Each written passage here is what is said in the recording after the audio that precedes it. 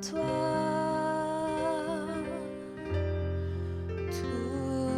Toujours mon cœur te chantera,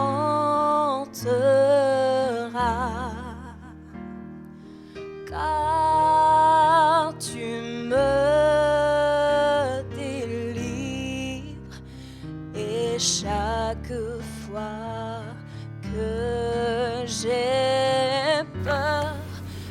Bonsoir, chers téléspectateurs, vous êtes bien sur TV et Radio de Vie. Donc pour votre émission Être une voix pour les sans-voix. Et donc nous sommes actuellement dans le centre évangélique pour les sans-logis. Nous allons maintenant commencer notre émission. En tout cas, bonsoir Priscilla. Bonsoir. Comment vas-tu? Ça va, merci. À la grâce du Seigneur. Ok, en tout cas ce soir nous allons essayer de partager un peu, de voir comment le travail se fait au niveau de Paris, dans le 11e, c'est ça? 10e. 10e, ok. Et nous sommes en compagnie de Jean-Marc. Ça va Jean-Marc? Ça va, merci. Ok, comment tu peux te présenter en 2-3 mots pour nos auditeurs qui ne te connaissent pas encore? Donc je m'appelle Jean-Marc, j'ai 61 ans, je suis retraité, je suis bénévole à temps plein à la mission évangélique parmi les Saint-Logis depuis ma retraite, voilà 6 ans et demi. Et pouvez-vous un peu informer à nos auditeurs qui nous regardent, qui sont si impatients de connaître un peu c'est quoi cette œuvre, la mission évangélique parmi les sans-logis, et quelle est son histoire en gros? Alors, je ne suis pas à l'origine de l'association, elle a plus de 45 ans. Ok. Et à l'origine, c'est un Anglais qui s'appelle Frank Waddington, qui était en prison, qui était converti en prison, qui a fait des études, qui est devenu pasteur. Et il a voulu aller évangéliser au Vietnam. Il a acheté un autobus londonien, il est tombé en panne sur les quais de la Seine. Et à l'époque, dans les années 68, ce qu'on appelait les clochards dormaient sur les quais de la Seine. Aujourd'hui, c'est impossible. Avec la crue, ils ont l'interdiction. Et là, il a eu compassion de ces personnes. Il leur a servi une soupe dans son autobus. Il les avait évangélisés.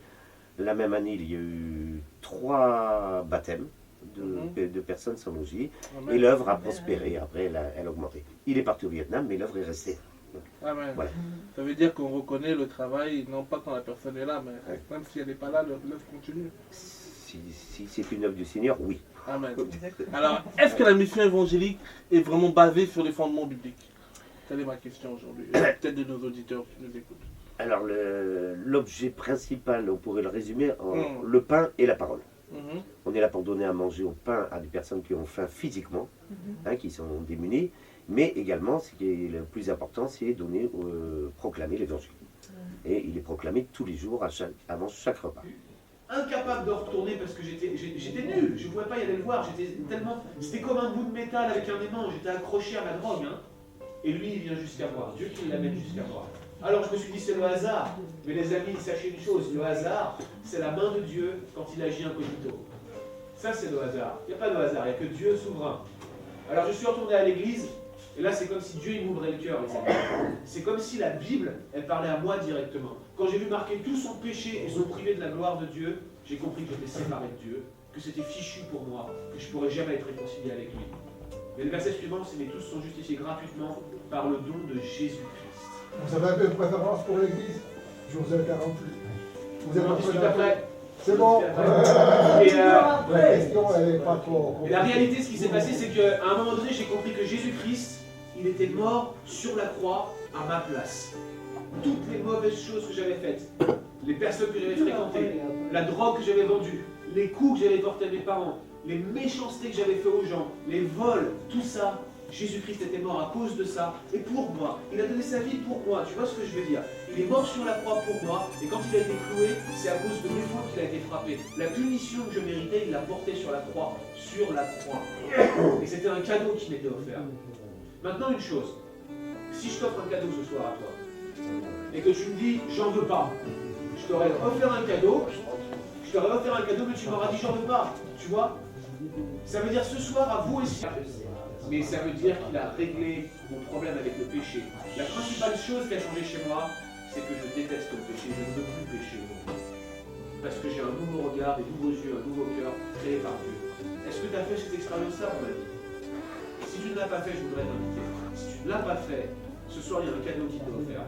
Jésus-Christ est mort pour toi à la croix. Pour toi personnellement. Est-ce que tu l'accepteras?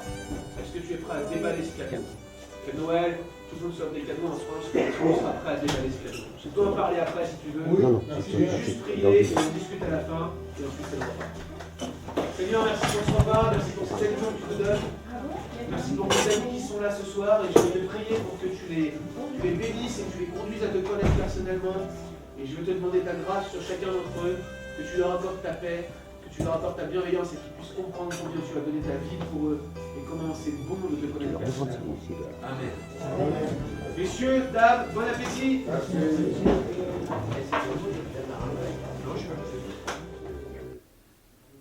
Et comment ça se passe un peu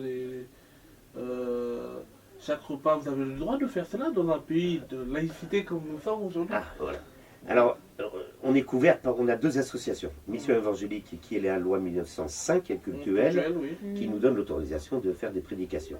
Et on a une autre association qui, parallèle, entraide et partage avec les sans-logis, qui est laïque, Ok. loi 1901, et qui nous permet d'avoir des salariés et de faire tout le côté administratif. Donc on a parfaitement le droit de le faire.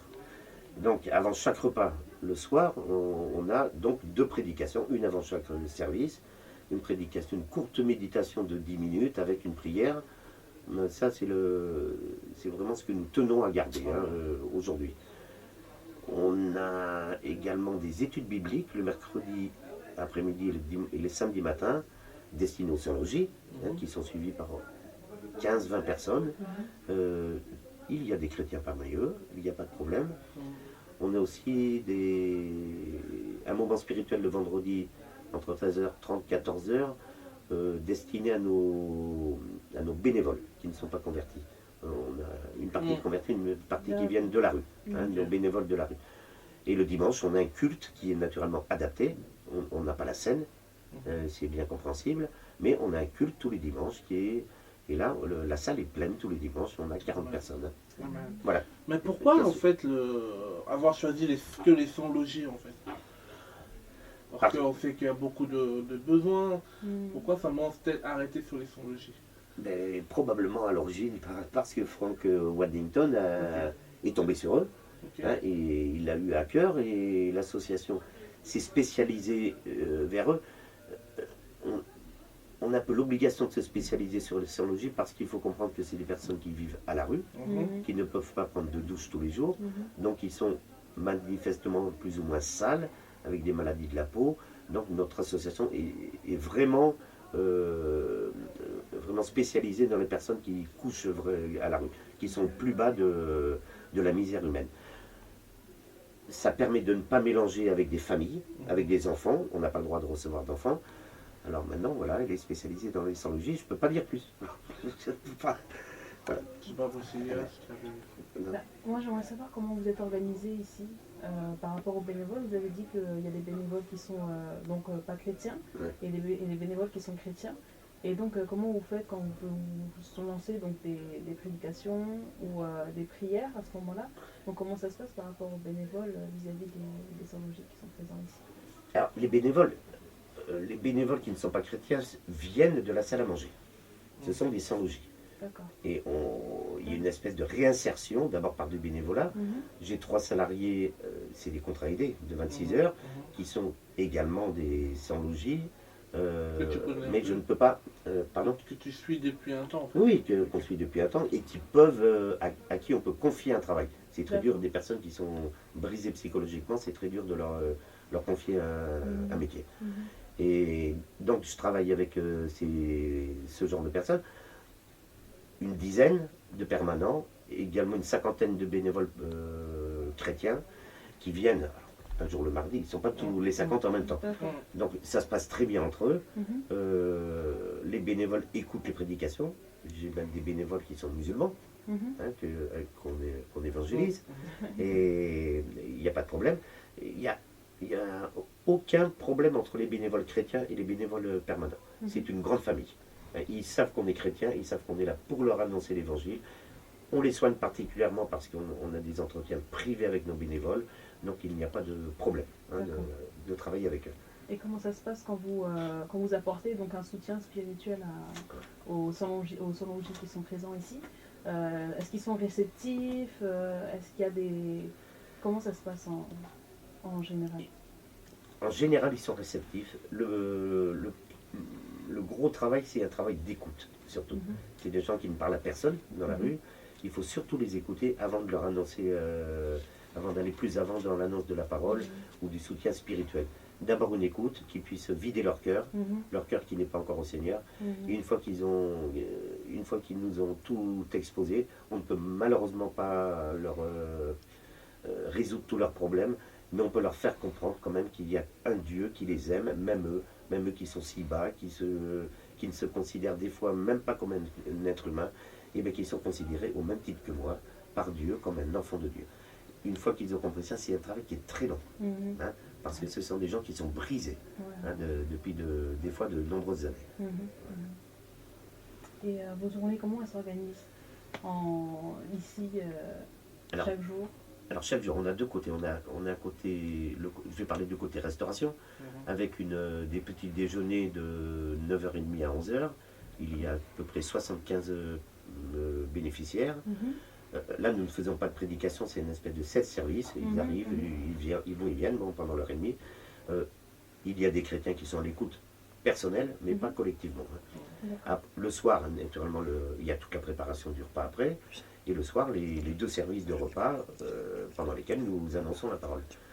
Et d'un autre côté, la journée, on a un côté, alors c'est le côté entraide et partage, loi 1901, on fait de la domiciliation administrative qui est soumis à des agréments de la préfecture. Et là, nous avons 1500 bénéficiaires de domiciliation administrative. Amen.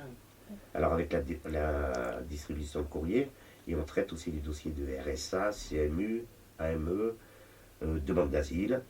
On a aussi un conseil juridique, on a un service d'alphabétisation, un soutien psychologique, un service de douche, de coiffure, d'infirmerie et un énorme service de distribution de vêtements, ce qu'on appelle le vestiaire, complètement gratuit. Hein.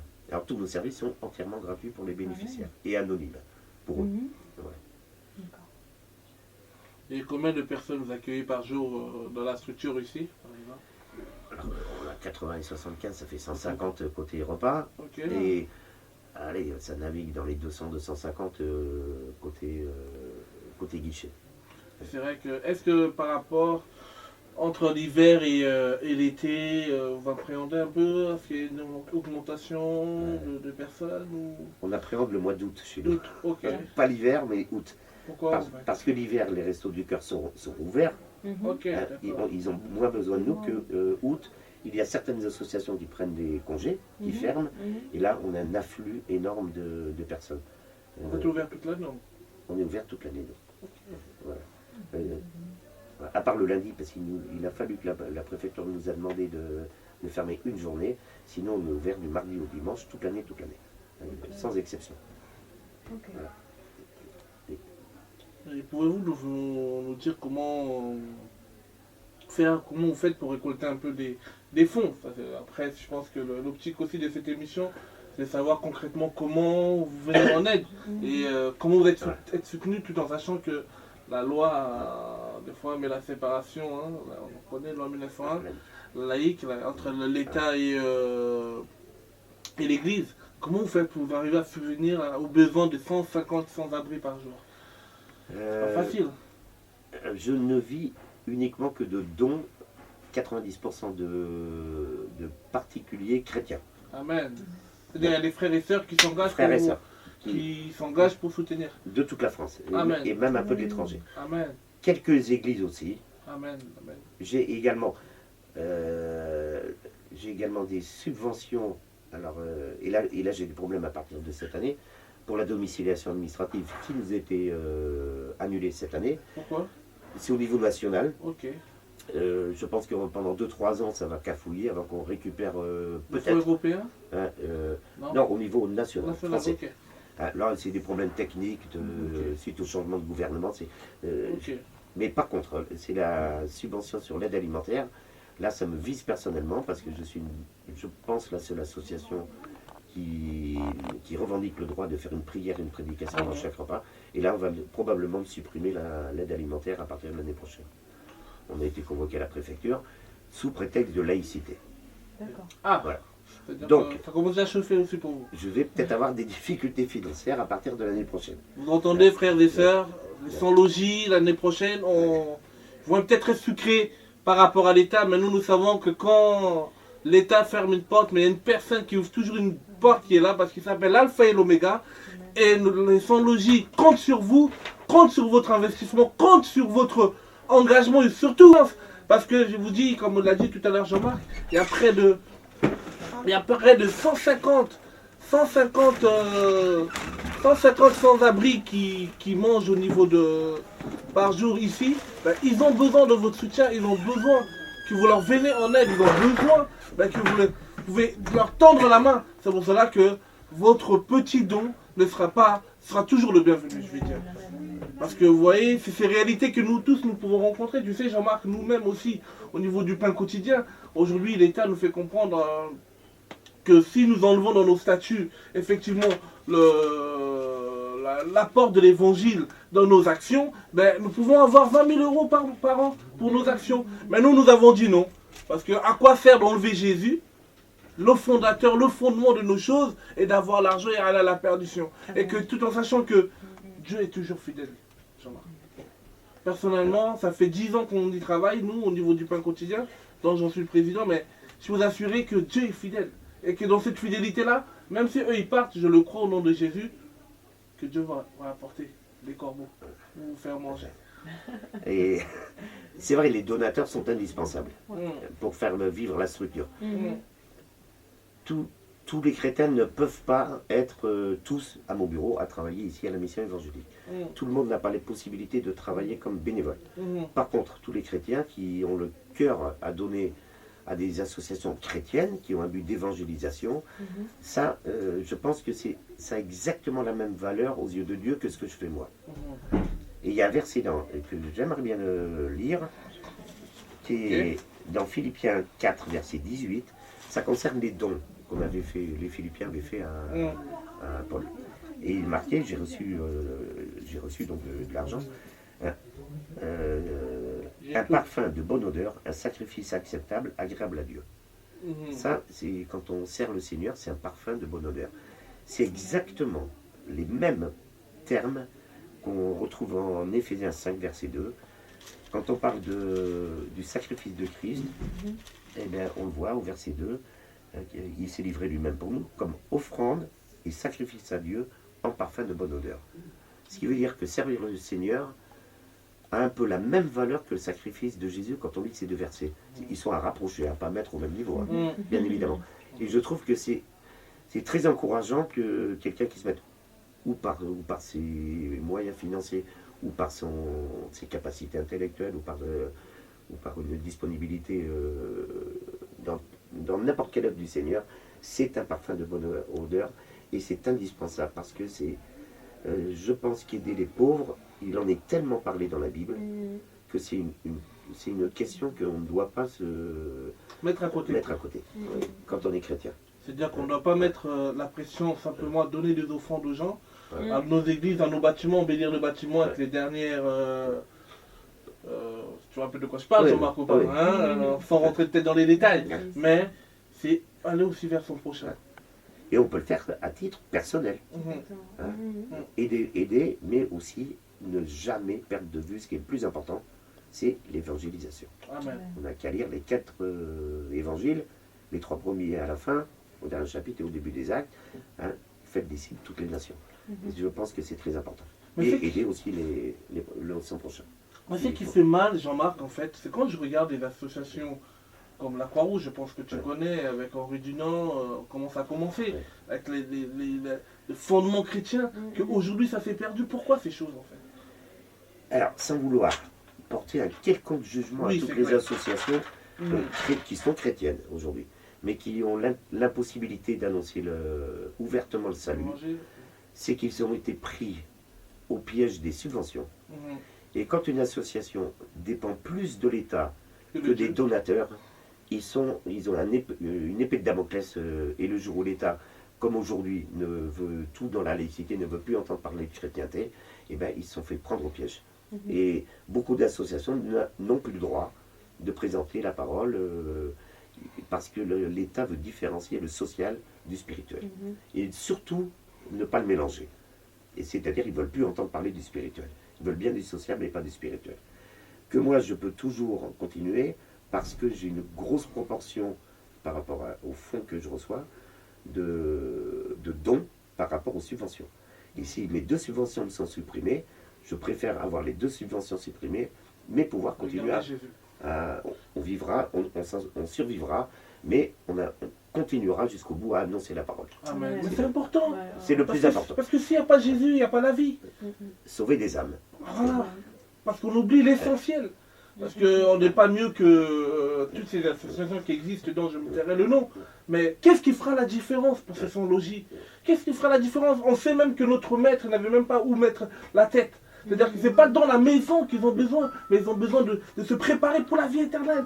Et ça, c'est ça qui manque. Et comme tu disais tout à l'heure, Jean-Marc, c'est que, ouais, c'est vrai, les responsabilités, c'est pas facile. C'est que, on oublie Jésus. Et petit à petit, quand il n'y a plus Jésus, mais il n'y a plus la vie. Et que la structure aussi ne persiste plus.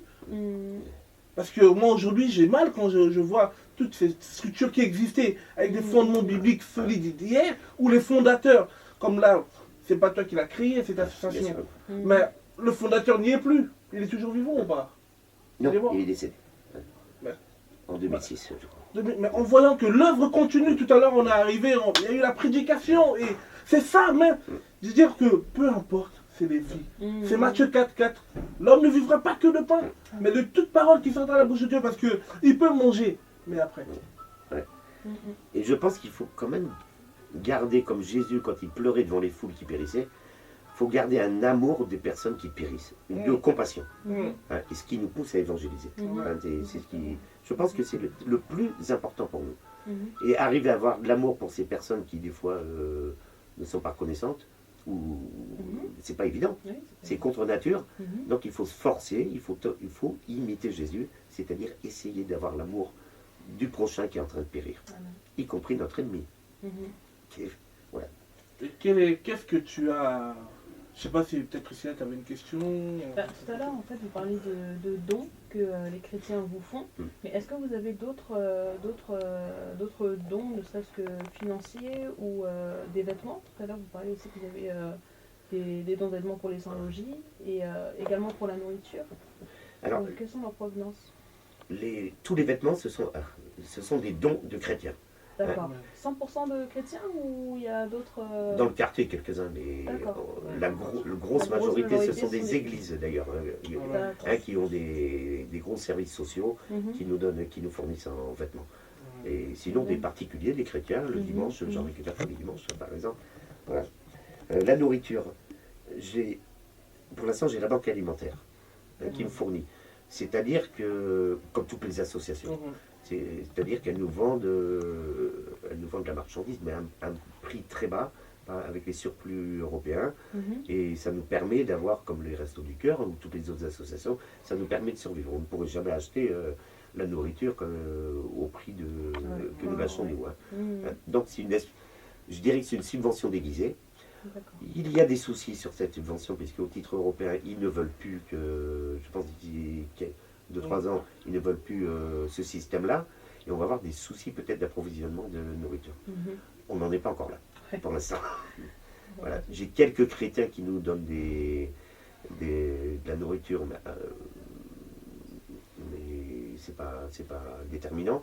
Par contre, il faut reconnaître, et ça j'estime que c'est une bénédiction du Seigneur, qui nous a, depuis peut-être 2 ans, je ne veux pas me tromper, on est une association qui s'appelle la Shorba pour tous, une association musulmane, et qui nous fournit 2 fois par semaine, et qui m'a fait faire énormément d'économies, en nous fournissant naturellement la viande, tout ce qui est porc puisqu'ils ne le mangent pas, mais également des laitages, également des légumes, et c'est une occasion d'avoir un contact avec ces personnes qui nous livrent.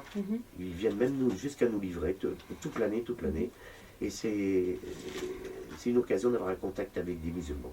D'accord. Hein, et d'évangéliser des musulmans.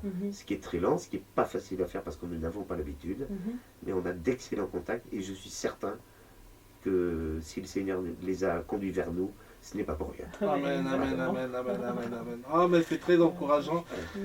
Cela pour finir, peut-être, Jean-Marc, moi j'avais une question. Quels sont vos projets, vos objectifs à court et à long terme au niveau de la mission, Alors, mission évangélique? à moyen terme, Ok, il faut à tout prix que nous soyons en 2015 aux normes d'hygiène et de sécurité.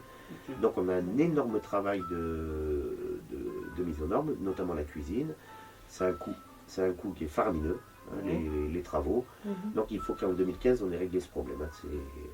Donc on a commencé avec les petits moyens. Donc on va probablement faire appel à des dons particuliers, ce qu'on appelle des dons affectés, pour les travaux, parce que je pense que ça va dépasser les 100 000 euros. Ok, 100 000 euros. Vous avez entendu, frères et sœurs, en tout cas, il faut aider, il faut soutenir et la mission, leur objectif à court terme en tout cas déjà, on n'est même pas dans le long, on n'est que dans le court pour l'instant. Il y a ce projet et à long terme alors? À long terme, que le Seigneur me garde le plus longtemps Amen. valide Amen, et que je amen, puisse amen, continuer à le servir. Amen. Non, on n'a pas de projet à long Amen. terme. Ok, On a la bénédiction d'être propriétaire amen. hein, de nos locaux. Donc on est soulagé et c'est en plus l'État ne peut pas nous expulser parce qu'on fait de la prière. On est propriétaire, on a la loi 1905, on est complètement protégé à cause de ça. Voilà. Et à longue échéance, toucher le plus de monde possible, le plus de conversions possible. Voilà ce que nous souhaitons. Amen. De baptême. Et je voulais juste préciser qu'une fois que quelqu'un est converti chez nous, il est baptisé, on essaye de les envoyer dans les églises différentes. Hein, la plus proche de son domicile, l'église locale. On balaye nos bénévoles, on balaye tout le monde évangélique, y compris des réformés qui viennent, mais tous les courants, qu'ils soient baptistes, qu'on veut, hein, ils viennent, du moment que l'évangile est annoncé, c'est tout. Et après, on essaye de les... Mais ces personnes-là ont du mal à s'intégrer dans des églises fréquentées par nous, par vous, par moi, parce qu'ils préfèrent le culte ici.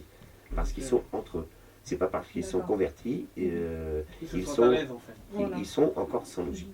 Et ils se sentent très mal dans des églises, ce qui est compréhensible. Hein, Oui, alors- c'est normal, hein. C'est l'église capitaliste aujourd'hui, tu sais, l'église mondialiste. Que Dieu nous aide en tout cas, et que Dieu nous aide à revenir à la simplicité de l'évangile qui s'étendre la main à ceux qui sont dans le besoin. Et je sais pas, pour un mot de la fin, à nos frères et sœurs qui nous écoutent, quelle est ta conclusion par rapport au travail qui se fait, ou peut-être un appel, ou une exhortation, ou une pensée de la part du Seigneur? Les frères et sœurs t'écoutent. Ce que je pourrais dire en conclusion, c'est de ne pas voir un sans-logis comme une personne qui est feignante et alcoolique. Ce n'est pas vrai. Ça existe, c'est une minorité.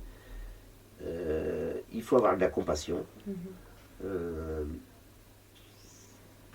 Il faut les considérer comme des êtres humains. Ils ont souvent des problèmes psychologiques très importants, souvent, parfois psychiatriques.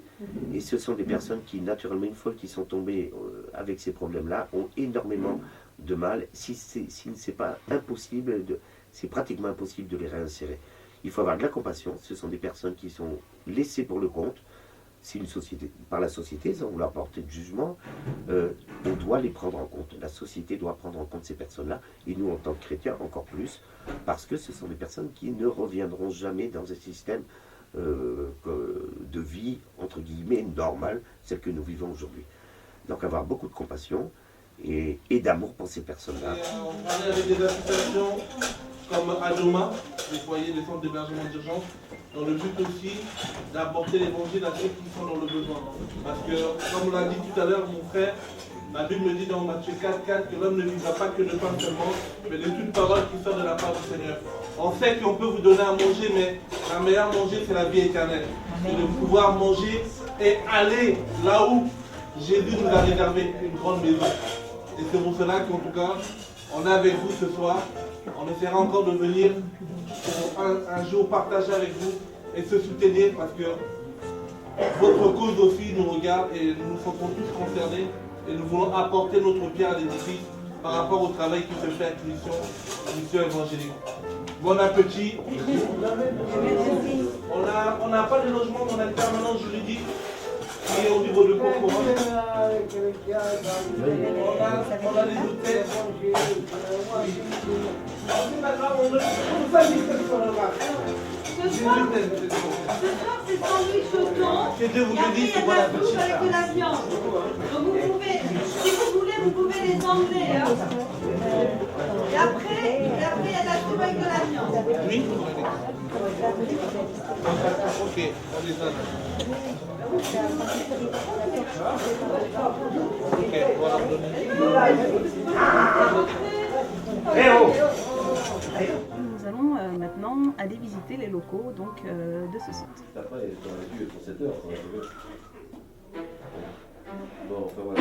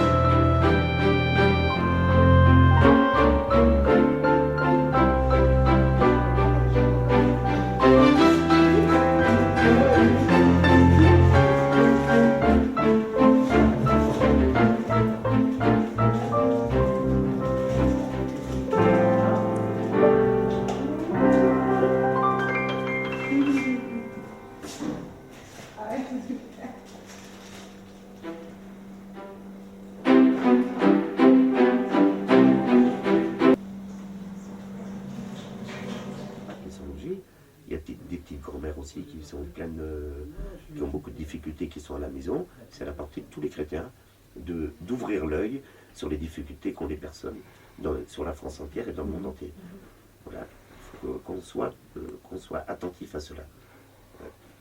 Et surtout, juger personne. Hein, même s'ils ont des propos parfois même limite orduriers ou qui ne sont pas reconnaissants, ne jamais juger. Ce sont des personnes en souffrance, voilà, qui réagissent comme ça, ça nous choque, mais il ne faut pas les juger, il faut les aimer, je pense. Le Seigneur est mort également pour eux. Amen, Voilà. amen, amen, amen. En tout cas, merci Jean-Marc pour ce temps qu'on a pu passer, en tout cas aujourd'hui, et je crois qu'on reviendra. On reviendra le plus souvent. Les frères et sœurs aussi qui veulent venir voir le travail ou être bénévole, c'est quoi l'adresse ou c'est comment ils peuvent faire? Peut-être qu'il y en a qui se posent des questions, qui aimeraient bien peut-être un jour apporter leur coup de pouce par rapport au travail qui se fait. Comment ils peuvent comment devenir bénévole au sein de la mission? Alors il y a plusieurs solutions. On a un site internet, Mission Évangélique parmi les 100J. J'ai un mail, je veux bien le donner, qui sont les lettres EPALSL. C'est entraide, partage avec les 100J, les initiales, @free.fr. Et je voulais finir par un verset, quand même, parce que je leur dis qu'il faut avoir beaucoup de compassion, mais il y a un verset dans Proverbe 31, juste avant la fin de Vertueuse, d'ailleurs, au verset 6, qui m'a interpellé au début. Il dit donner de la boisson forte à celui qui va périr, et du vin à ceux qui ont l'amertume dans le cœur, qu'ils boivent et qu'il oublie sa pauvreté et ne se souvienne plus de ses peines. J'ai découvert ce verset il n'y a pas longtemps. Quand on voit comment la Bible parle de l'alcoolisme et des ravages qu'elle peut faire, avec la sévérité avec laquelle elle parle des alcooliques, et qu'on voit ce verset, eh ben, je pense qu'il ne faut pas avoir des œillères, il ne faut pas être des pharisiens. Je pense qu'il faut avoir le cœur ouvert. Et c'est-à-dire, ça s'appelle, je dirais, de la compassion. Même dans les proverbes, on voit une compassion qui est hors norme par rapport à ce que parle la Bible ailleurs des excès de l'alcool. Donc, et qu'ils ne se souviennent plus de ses peines. C'est même prévu par Dieu. Voilà. C'est simplement pour dire qu'on peut avoir compassion parce que il ne faut pas être trop rigoriste quand on est chrétien. Ce que j'étais avant. Voilà. Grégory, pour ceux qui ne connaissent pas la parole, nous devons leur tendre la main parce que Dieu ne tient pas compte de ton ignorance. Et c'est de notre devoir de montrer l'amour de Christ. En tout cas, merci Jean-Marc. Merci. On a besoin encore des structures comme ici, des structures aussi d'hôtels ou des centres d'hébergement ou qui vont accueillir ces personnes. Parce que, comme tu le sais, au niveau de la France, des structures d'hébergement de 115, ils restent de 20h à 6h du matin et après ils repartent toute la journée à traîner dehors et c'est pas toujours pratique. Moi j'ai toujours cette histoire dans Luc 10 qui nous revient, c'est l'histoire dont tout le monde connaît je pense, l'histoire du bon samaritain. Mais je vais pas parler du samaritain dont tout le monde connaît, mais je vais parler de celui qui avait l'hôtel, l'hôtelier, celui qui avait cet hôtel, dans cette hôtellerie, il y avait cette hôtellerie parce que la personne sur le chemin, il avait un besoin. Et que le bon samaritain, il avait beau soutenir, il avait aussi besoin d'un espace, d'une chambre ou d'un centre d'hébergement où mettre cette personne. Ça veut dire qu'on a besoin aussi des structures qui existent comme ça, où ces personnes vont se nourrir, où des personnes vont dormir, où des personnes vont passer du temps. Parce que, vous allez voir, la Bible me dit que le bon samaritain va dire « prends soin de lui ».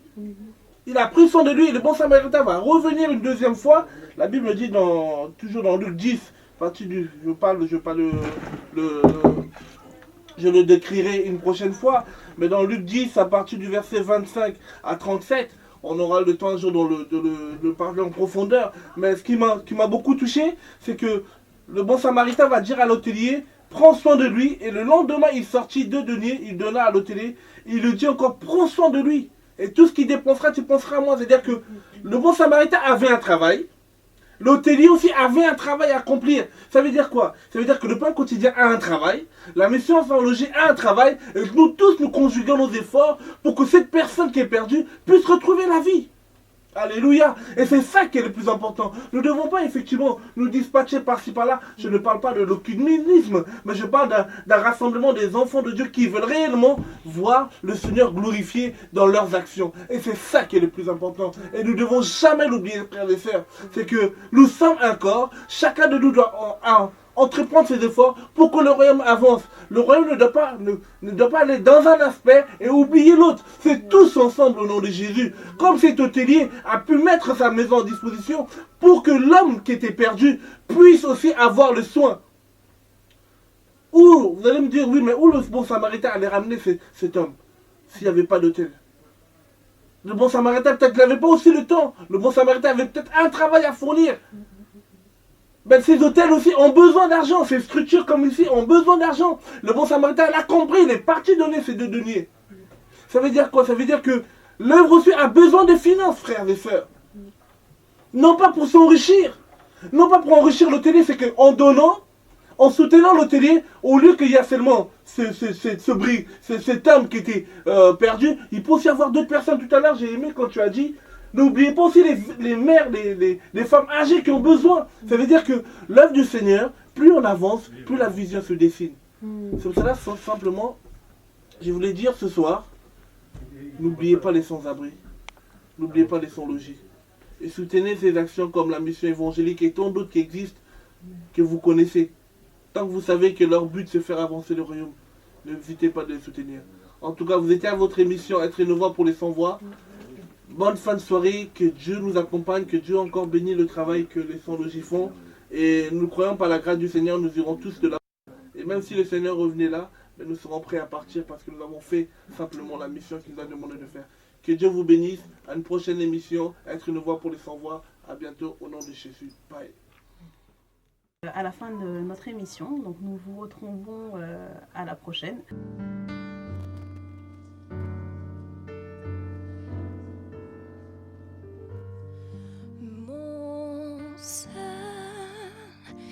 Abri, c'est toi.